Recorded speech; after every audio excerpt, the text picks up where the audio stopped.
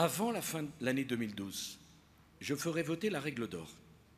Cette règle qui obligera une nouvelle majorité à tendre vers le déficit zéro. Qui peut être contre cette idée qu'un gouvernement doive aller vers la réduction du déficit plutôt que vers l'augmentation du déficit? Tous les pays d'Europe se sont engagés à le faire. Si le Sénat devait s'opposer à l'adoption de cette règle avant la fin de l'année 2012, j'organiserai un référendum pour demander au peuple français ce qu'il en pense.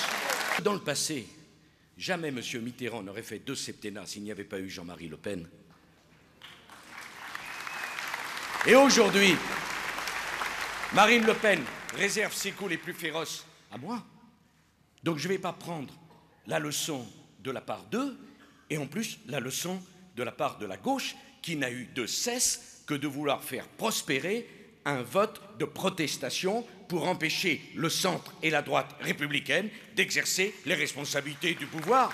Devant la crise et après 4 années de crise, si nous avons une marge de manœuvre budgétaire, je préfère qu'on la consacre à la formation ou à l'aide des ouvriers qui sont exposés à la concurrence internationale plutôt que d'embaucher 60 000 fonctionnaires de plus dans un pays qui n'a pas les moyens d'augmenter les dépenses publiques.